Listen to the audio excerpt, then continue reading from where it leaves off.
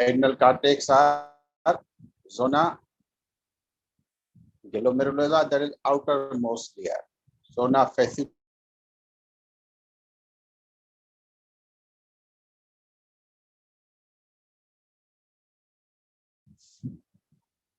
glomerulosa are outermost layer, secretes mineral corticoids.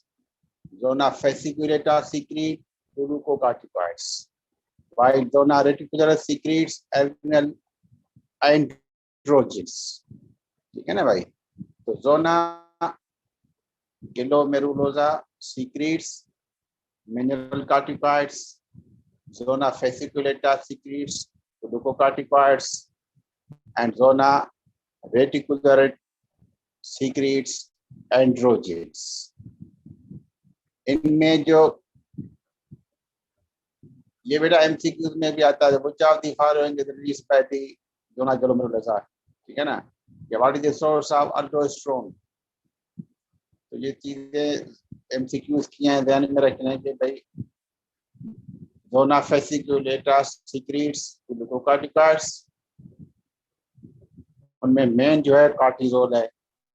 इस तरह zona glomerulosa secretes mineral corticoids, mainly aldosterone, and zona reticularis secretes adrenal androgens,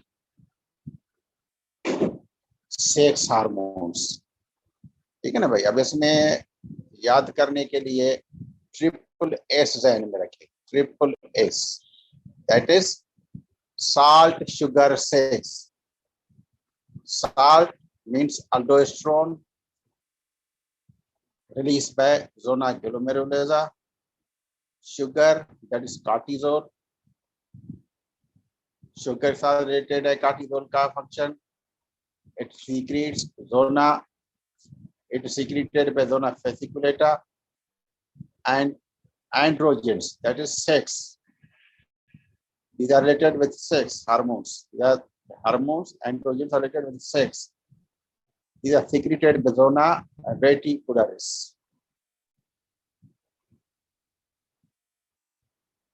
So remember 3S, triple S: salt, sugar, sex. Salt, aldosterone; sugar, cortisol; sex, androgens. ये तीनों functional relationships है hormones का इनके साथ. ठीक है ना? एस साल्ट के साथ रिलेशन है अल्डोस्टेरोन का, कार्टिजोल का शुगर के साथ रिलेशन है, आगे हम इनके एक्शंस में पढ़ेंगे, और एंड्रोजेंस का सेक्स के साथ रिलेशन है. So again hormones of adrenal cortex, aldosterone released by the zona glomerulosa. Zona fasciculata secretes glucocorticoids, mainly cortisol, while zona reticularis secretes adrenal androgens.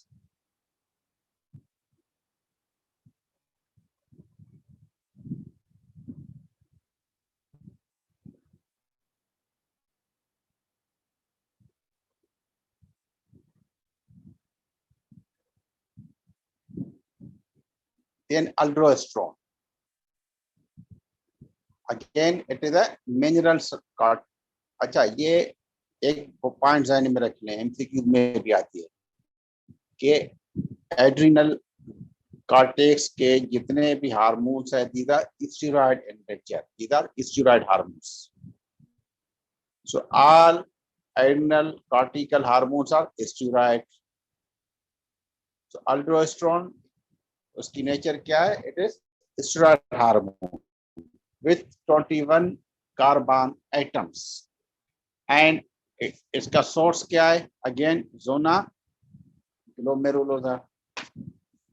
अच्छा, इसका मैकेनिज्म ऑफ एक्शन क्या है? It acts via gene transcription. ये ध्यान में रखें, it acts via gene transcription. Its receptors are located in the cytoplasm. तो aldosterone के रिसेप्टर्स कहाँ पर होते हैं? मेम्ब्रेन के ऊपर नहीं होते, न्यूक्लियस में नहीं होते, its receptors are located in the cytoplasm of the target cell. ये ध्यान में रखेंगे कि अल्ट्रोस्टेरोन के रिसेप्टर्स, ये भी एमसीक्यू की पॉइंट है, कहां पे होते हैं? In the cytoplasm, because these are steroid lipid soluble hormones. If aldosterone crosses the cell membrane easily and enters into the cytosol or cytoplasm, where it binds with the receptors found in the cytoplasm. तो इसका mechanism of action क्या है? Gene transcription. Now इसके actions क्या हैं? एक point ध्यान में रखने, aldosterone hormone is essential for life, is important for life. अगर डेफिशिएंसी है या लैक है तो क्या होगा? It may leads to shock और कार्डियक टॉक्सिसिटी। तो aldosterone is essential of life, for life. क्यों एसेंशियल है, क्यों नेसेसरी है? because its lack leads to either shock or cardiac toxicity. किस तरह हमें भी पढ़ेंगे, ठीक है ना भाई? तो इसको, इसके मेजर एक्शंस जो हैं, these are number 1 on kidneys पे अल्डोस्टेरोन के क्या एक्शंस हैं? It increases renal reabsorption of sodium by late distal tubules and collecting ducts. ये मोस्ट इंपॉर्टेंट फंक्शन है किसका? अल्डोस्टेरोन का। कहाँ पे? किडनीज पे। तो एक तो इसके टारगेट टिश्यू या ऑर्गन कौन से हैं? किडनीज। अच्छा, किडनीज का कौन सा पोर्शन? Distal nephron. कौन सा पोर्शन टारगेट है? Distal nephron. डिस्टल नेफ्रॉन में क्या चीज आती है? late distal tubules and collecting ducts. Late distal tubules and collecting ducts, these are the part of distal nephron. तो किडनीज पे कहाँ पे ये एक्ट करता है aldosterone? On the late distal tubules and collecting ducts. और कौन से सेल्स हैं जिन पे ये एक्ट करता है? P cells, that is principal cells. Principal cells, PRINCIPAL, principal cells. These are the targets of aldosterone hormone. तो ये ध्यान में रखना है कि भाई नंबर फर्स्ट जो मोस्ट इंपॉर्टेंट इफेक्ट है वो कहाँ पर है? किडनीज पे। कौन से पोर्शन पे? डिस्टल नेफ्रॉन पे। कोई नाम? Late distal tubule collecting ducts. उनके कौन से सेल्स? पी सेल्स और प्रिंसिपल सेल्स। इसका मैकेनिज्म ऑफ एक्शन क्या है? इसमें ने आपको बताया, because aldosterone is lipid soluble steroid hormone, therefore it crosses cell membrane easily, enters cytoplasm and binds with cytoplasmic receptor. Cytoplasm के अंदर रिसेप्टर पड़े, उससे बाइंड होगा to form hormone receptor complex. Hormone receptor complex बनेगा which moves to nucleus. Hormone receptor complex moves to nucleus when it initiates gene transcription. ठीक है ना भैया? अल्टीमेट रिजल्ट क्या आएगा? Formation of epithelial sodium channels on principal cells. तो क्या mechanism action के बाद क्या चीज निकलेगी? Formation of the sodium channels on the principal cells of less distal tubules and collecting ducts. जब ये सोडियम चैनल्स इंसर्ट होंगे, लगेंगे पी सेल्स के मेम्ब्रेन के ऊपर, तो क्या होगा? ये ट्यूबुलर ल्यूमिन से there will be increase reabsorption of sodium. तो जो ही सोडियम चैनल्स लगे पी सेल्स के मेम्ब्रेन के ऊपर, तो क्या होगा? There will be increase sodium reabsorption from tubular fluids, that is from urine. ठीक है ना भाई? तो जब सोडियम रीअब्जॉर्प्शन होगी तो क्या होगा? उसके साथ ओस्मोटिक रीअब्जॉर्प्शन होगी वाटर की। There will be osmotic reabsorption of water. Water follows via osmosis. तो जब वाटर की रीअब्जॉर्प्शन भी होगी, सोडियम रीअब्जॉर्प्शन भी होगी, तो क्या होगा? There will be increase extra cellular fluid volume and increase blood volume, that leads to increase blood pressure. Most important action of the aldosterone hormone, ठीक है ना भाई। तो अल्डोस्टेरोन का मोस्ट इंपॉर्टेंट एक्शन क्या है? To regulate blood volume and blood pressure. क्या action है इसका? To regulate blood volume and blood pressure.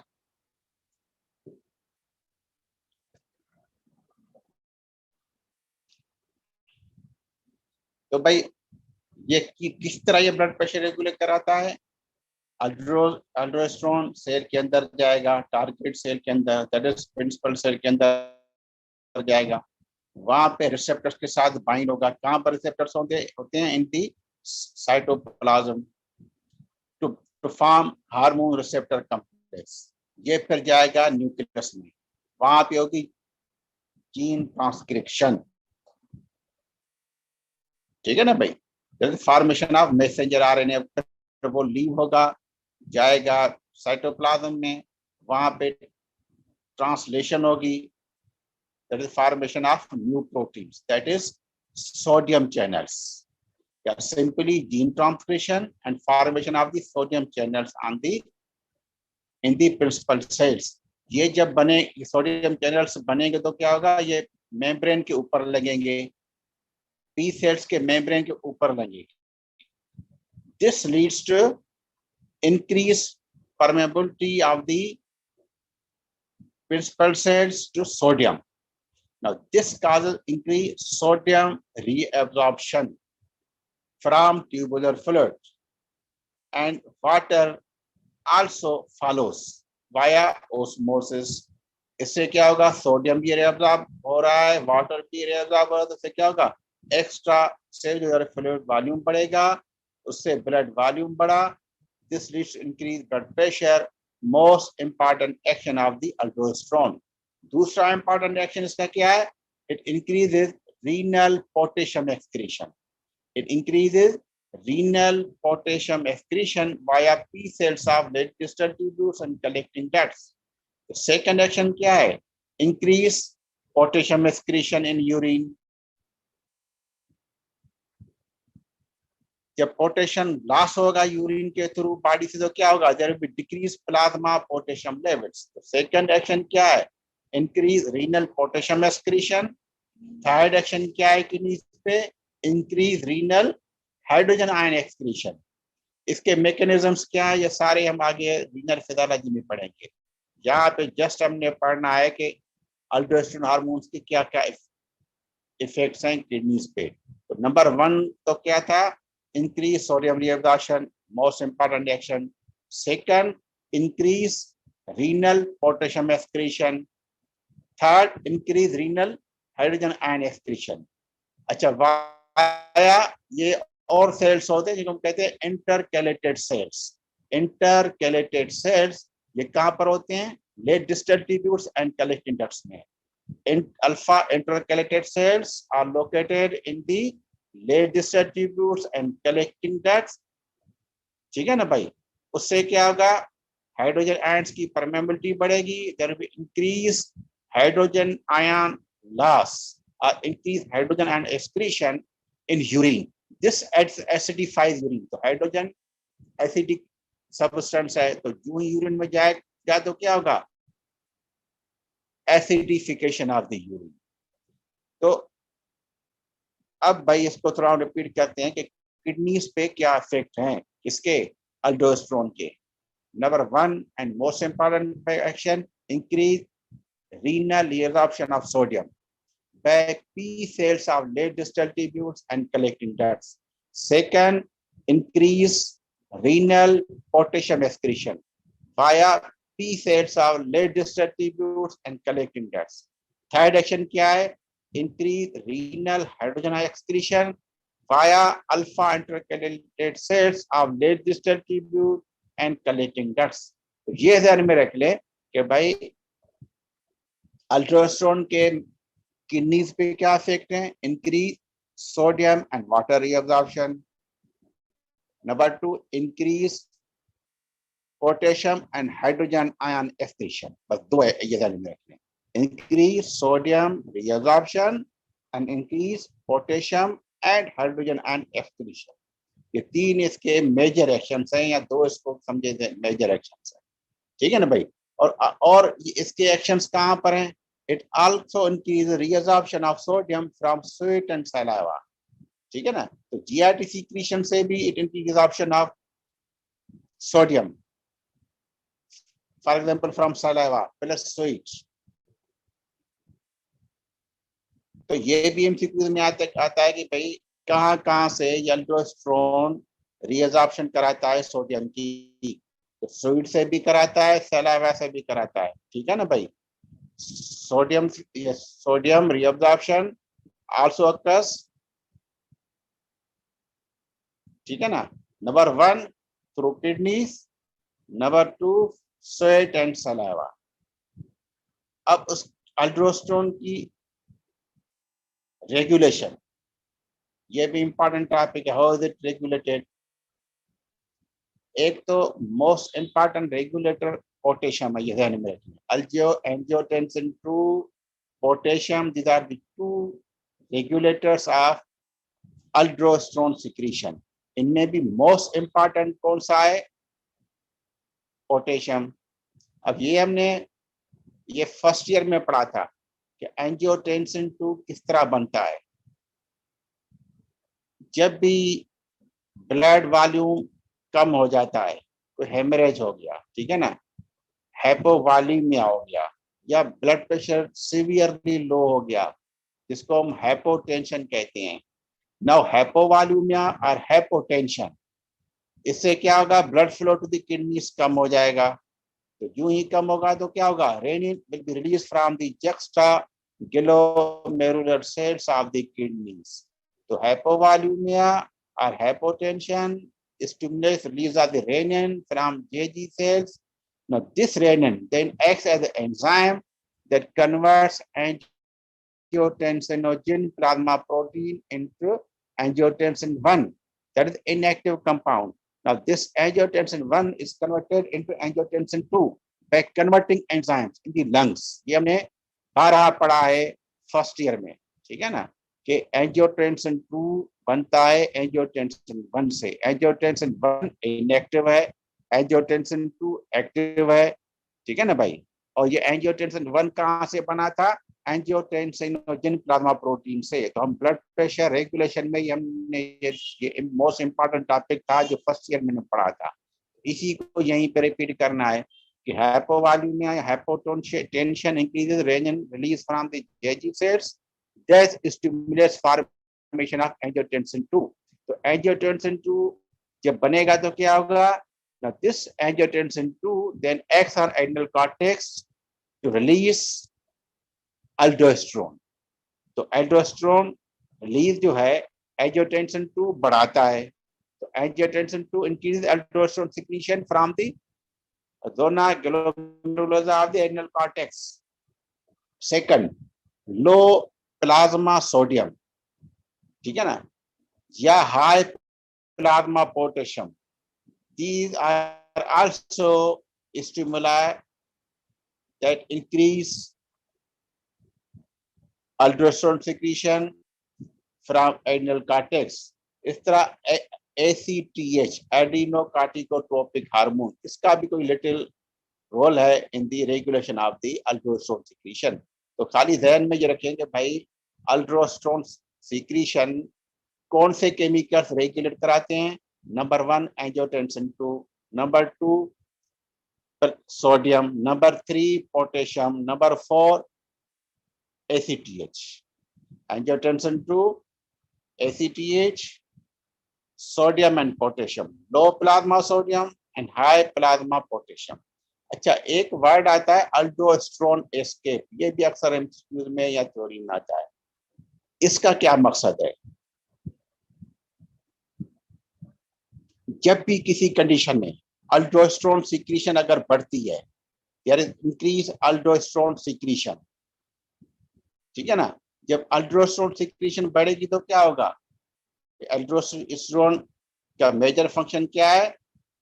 Increase reabsorption of sodium through kidneys, through saliva, through sweat.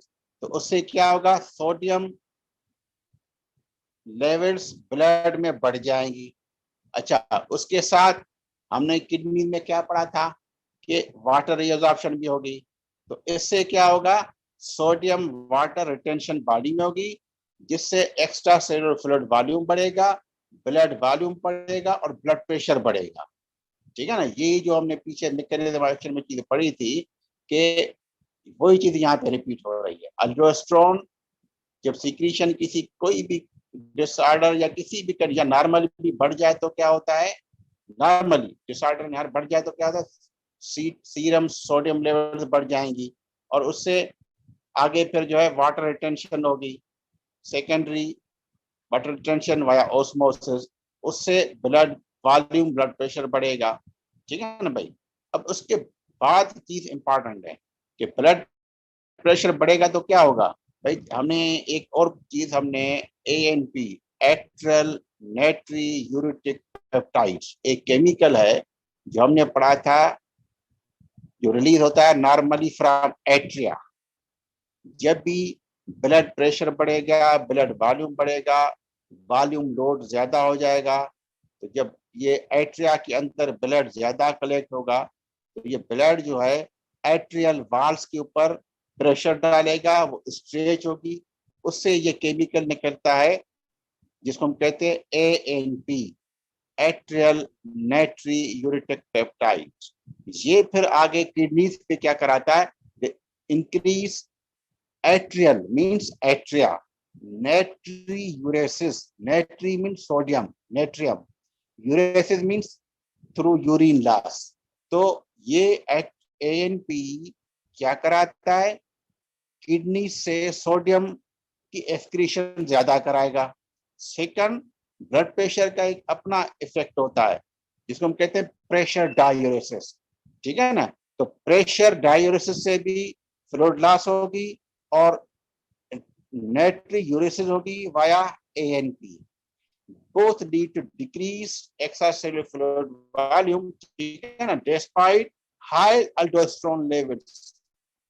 अल्डोस्टेरोन तो ज्यादा है, ये ध्यान में रखें, अल्डोस्टेरोन लेवल्स तो ज्यादा हैं मगर सोडियम और वाटर लॉस ज्यादा हो रहा है। क्यों हो रहा है sodium water loss? Because of natriuresis and diuresis. Natriuresis किसने करवाया? ANP। ठीक है ना भाई, एट्रियल नेट्री यूरेटिक पेप्टाइड जिसको हम कहते हैं, हार्मोन है, पेप्टाइड हार्मोन है जो रिलीज होता है एट्रिया से, response to high blood volume और वॉल्यूम लोडिंग। जब लोड बढ़ जाए, वॉल्यूम लोडिंग ज्यादा हो जाए, this release of this hormone. ठीक है ना भाई। अच्छा, उसके बाद ये भाई एक्शंस मोस्ट इंपॉर्टेंट है, इनको अच्छी तरह आप समझ लें।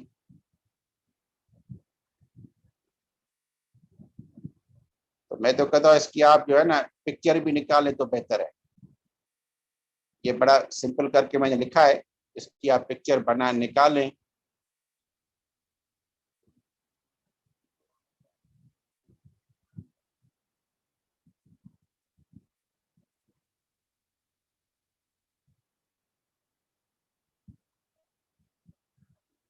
अच्छा, उसके बाद है डिसऑर्डर्स ऑफ अल्डोस्टेरोन सीक्रेशन। दो डिसऑर्डर है, hypo and hyper. hypoaldosteronism or decreased secretion of aldosterone, or hyperaldosteronism or increased secretion of aldosterone। hypoaldosteronism में क्या होता है, zona glomerulosa fails to release enough aldosterone। ठीक है ना भाई, इसमें क्या होता है, patient loses salt and water, patient loses salt and water. हमने भाई अल्डोस्टेरोन का एक्शन क्या पढ़ा था, increase renal sodium and water reabsorption. ठीक है ना भाई। तो इसके क्लिनिकल फीचर्स क्या आएंगे, एक्शन के साथ रिलेटेड हैं।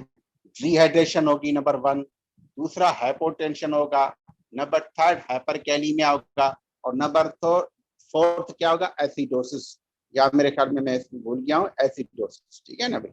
डिहाइड्रेशन क्यों होगी, because of increase urinary loss of sodium. Dehydration, sodium water जो है ये अल्डोस्टेरोन बॉडी में कम है, इस वजह से सोडियम रिअब्जॉर्प्शन कम हो रही है, इस वजह से वाटर रिअब्जॉर्प्शन भी कम हो रही है। This leads to dehydration. आगे इसका इफेक्ट क्या पड़ता है, हाइपोटेंशन। जब सोडियम एंड वाटर लॉस होगा बॉडी से तो क्या होगा, ब्लड वॉल्यूम कम हो जाएगा। This leads to decrease blood pressure, hypotension. अच्छा, एक और एक्शन हम जो पढ़ा था अल्डोस्टेरोन को का, वो क्या था, हाइपरकैलिमिया। और एक्शन क्या था, इंक्रीज पोटेशियम एक्सक्रीशन। तो जब अल्डोस्टेरोन सिक्रीशन कम होगी तो क्या होगा भाई, जब ये अल्डोस्टेरोन सिक्रीशन कम होगी तो क्या होगा, पोटेशियम लॉस थ्रू यूरिन कम हो जाएगा।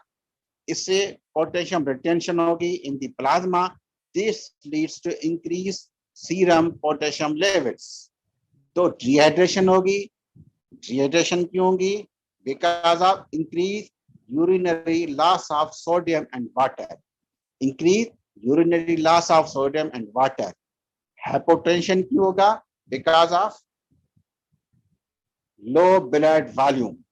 और हाइपरकैलिमिया क्या होगा, बिकॉज ऑफ पोटेशियम रिटेंशन। और दूसरा एक्शन क्या, ये इफेक्ट क्या पड़ेगा, metabolic acidosis due to hydrogen ion retention. तो हमने 3 एक्शंस इंपॉर्टेंट पढ़े थे इसके अल्डोस्टेरोन के। Increases sodium and water reabsorption by kidney, increases potassium and hydrogen ion excretion through kidney. तो जब ये इनकी लेवल्स कम हो जाएंगी तो क्या होगा, हार्मोन की हाइड्रोजन एंड पोटेशियम रिटेंशन होगी, एक्सक्रीशन कम होगी। उससे क्या होगा, हाइड्रोजन आयंस जो है ब्लड में एक्यूमुलेट होना शुरू हो जाएंगे और पोटेशियम आयंस भी एक्यूमुलेट होना शुरू हो जाएंगे। This leads to hyperkalaemia and metabolic acidosis. अच्छा, और हाइपर अल्डोस्टेरोनिज्म में एक कंडीशन आती है जिसको कहते हैं कॉन्स सिंड्रोम। इस Conn's syndrome, it is hyperaldosteronism. It is hyperaldosteronism. इसका मोस्ट कॉमन काज क्या है, adenoma, that is tumour of the adrenal cortex, और hyperplasia, adrenal hyperplasia. Adrenal cortex की साइज बढ़ जाए, ठीक है ना, या फिर कोई ट्यूमर हो जाए एड्रिनल कॉर्टेक्स का। उससे क्या है कि अल्डोस्टेरोन की सिंथेसिस सीक्रेशन बढ़ जाएगी। तो जब हमने एक्शंस के एतबार से ही आप फीचर्स देखेंगे हैपो में और हाइपर में, ठीक है ना भाई। तो जब ये अल्ट्रासाउंड सिक्रीशन बढ़ जाएगी अबव द नॉर्मल, तो क्या फीचर्स आएंगे, नंबर 1 हाइपरटेंशन, ठीक है ना भाई। हाइपरटेंशन क्यों होगा, because of increase salt and water retention. Increase salt and water retention, this leads to hypertension. दूसरी बात क्या होगी, hypokalaemia, increase potassium loss through urine. This, उससे क्या होगा, कार्डियक न्यूरल रीनल डिसफंक्शन हो जाएंगे। आगे मेटाबॉलिक अल्कलोसिस होगी। ये मेरी गलती से लिखा है, ये बेटा इसको आप करेक्ट कर लें। अल्कलोसिस, मेटाबॉलिक एसिडोसिस नहीं, मेटाबॉलिक अल्कलोसिस होगी, ठीक है ना, because of increase sodium, increase hydrogen ion loss through urine. तो मेटाबॉलिक अल्कलोसिस, नॉट एसिडोसिस, ठीक है ना। और दूसरी बात, एडिमा नहीं होगी, क्यों, बिकॉज ऑफ अल्डोस्टेरोन एस्केप, हमने पढ़ा था, ठीक है ना। दूसरा, लो सीरम रेनिन लेवल्स होंगी। इस कंडीशन में सीरम रेनिन लेवल्स कम हो जाएंगी, ठीक है ना भाई। क्यों कम होगी, कि ये as compare to secondary hyperaldosteronism, ये कंपैरिजन में, मैं आपको ये ध्यान में रख, कंपैरिजन में रेनिन लेवल्स कम होगी। रेनिन लेवल्स तो ब्लड में होगी, मगर एज कंपेयर टू सेकेंडरी हाइपोअल्डोस्टेरोनिज्म, ये उससे रेनिन लेवल्स कम होगी। और सेकेंडरी हाइपर अल्डोस्टेरोनिज्म होता है usually renal artery stenosis. Renal artery stenosis में सेकेंडरी हाइपर अल्डोस्टेरोनिज्म होता है। उसमें क्या होगा क्योंकि किडनीज की तरफ ब्लड फ्लो कम हो रहा है, इस वजह से रेनल सिक्रीशन बढ़ जाती है, बहुत ज्यादा बढ़ जाती है। ठीक है ना भाई। रीनल, ये रीनल जो है रेनल सिक्रीशन वैसे ही कब होती है जब ब्लड फ्लो कम होता है किडनीज में।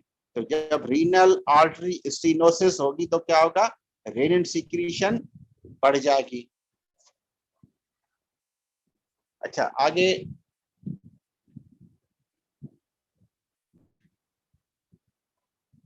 तो हाइपोअल्डोस्टेरोनिज्म के फीचर्स मोस्ट इंपॉर्टेंट क्या है, dehydration, hypotension, hyperkalaemia and metabolic acidosis. और इसके फीचर्स क्या है, हाइपरटेंशन, हाइपोकैलेमिया, मेटाबॉलिक अल्कलोसिस। ये तीन फीचर्स चार ध्यान में रखने।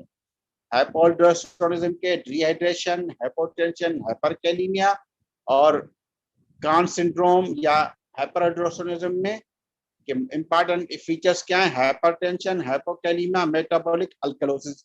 इन तीनों को, दोनों को, इन चारों फीचर्स को अपोजिट कर लें। ठीक है ना भाई। उसके बाद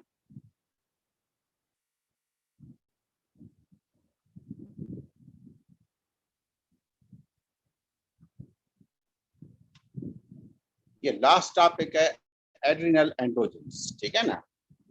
इनका सोर्स क्या था हमने पढ़ा, zona reticularis, that is inner most layer of the adrenal cortex. आप भाई पढ़ते हैं, इसको पढ़ते हैं, ये पूरा कर लूं, रिपीट करते हैं। ठीक है ना भाई। तो adrenal androgens, their secretion is stimulated by adrenocorticotropic hormone.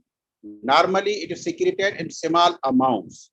Adrenal androgens are secreted in small amounts. इनके नाम कौन से हैं, एंड्रोस्टेनोडायोन, एंड्रोस्टेनोडायोन, और सेकंड क्या है, ट्रीहाइड्रो एपी एंड्रोस्टेरोन और estrogens. These are the three adrenal androgens. मगर इनमें जो इंपॉर्टेंट चीज क्या ध्यान में रखनी है, these are secreted in small amounts and these are weakly androgenic. These are weakly androgenic. इनके जो सेक्स हार्मोनल इफेक्ट्स हैं बहुत वीक है। ठीक है ना भाई। These are weakly androgenic. अच्छा मेल्स में तो एंड्रोजेनिक एक्शन जो है आगे हम पढ़ेंगे मेल रिप्रोडक्टिव सिस्टम में, तो मेनली टेस्टोस्टेरोन जो है it is responsible for development of secondary sex characters in the mails. मगर फीमेल्स में ये these adrenal androgens stimulate pubic and axillary hair growth। ये ध्यान में रखें, stimulate pubic and axillary hair growth plus pubertal growth spot. ये भी हम आगे पढ़ेंगे ये क्या चीज होती है। जब आदमी जो है प्यूबर्टी पे पहुंचता है तो एकदम जो है इन बॉडी जो है वो रैपिडली ग्रोथ करना शुरू करती है, जिसको हम कहते हैं प्यूबर्टल ग्रोथ स्पॉट। ठीक है ना। उसमें भी एंड्रोजेंस का रोल है, और सेक्स ड्राइव। ठीक है ना। इन फीमेल्स ये तीनों चीजें फीमेल्स में होती हैं, pubic axillary hair growth, pubertal growth spurt and sex drive, जिसको हम कहते हैं लिबिडो। लिबिडो, सेक्स ड्राइव, ये एक्शन किसका है, एंड्रोजेंस का इन दी फीमेल्स। तो एड्रिनल एंड्रोजेंस में जो मोस्ट इंपॉर्टेंट पॉइंट हमें पढ़नी है, these are the hormones secreted by zona reticularis of the adrenal cortex. ठीक है ना भाई। ये नाम आपको ये लिखे हुए हैं, इनकी एक्शंस इंपॉर्टेंट चीज है, और these are secreted in small amounts and androgens are secreted in small amounts and are weakly androgenic. तो इसमें और सारी चीजें आप भूल जाएं, खाली ध्यान में रखें कि भाई एड्रिनल एंड्रोजेंस क्या है, ये सेक्स हार्मोन्स हैं। ठीक है ना भाई। These are secreted in small amounts and are weakly androgenic।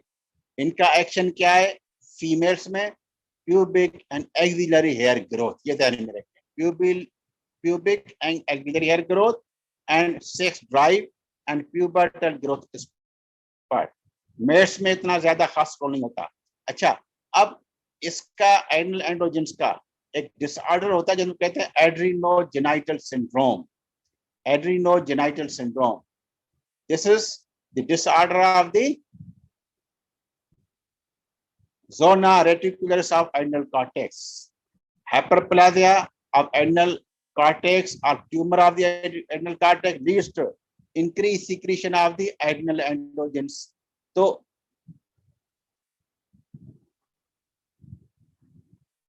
Adrenal androgen secretion बढ़ जाती है एड्रिनोजेनाइटल सिंड्रोम में। एक 1 पॉइंट, एड्रिनोजेनाइटल सिंड्रोम में एड्रिनल कॉर्टेक्स सीक्रेट्स मोर एंड्रोजेंस।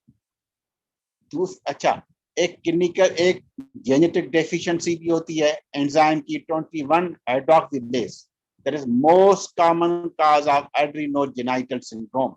ये भी अक्सर एमसीक्यू में आता है कि जेनेटिक डेफिशिएंसी ऑफ, आप ये इसमें पढ़ेंगे इंशाल्लाह ताला, ये क्या कहते हैं बायोकेमिस्ट्री में, ये एड्रिनल एंड्रोजेंस की सिंथेसिस, तो उसमें एक एंजाइम आता है 21 हाइड्रोक्सीलेज, ठीक है ना भाई।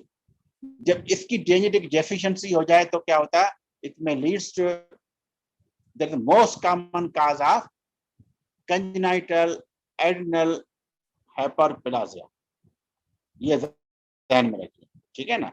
So adrenogenital syndrome occurs in usually males due to congenital hyperplasia or tumor of the adrenal cortex, leads to excessive secretion of the adrenal androgens.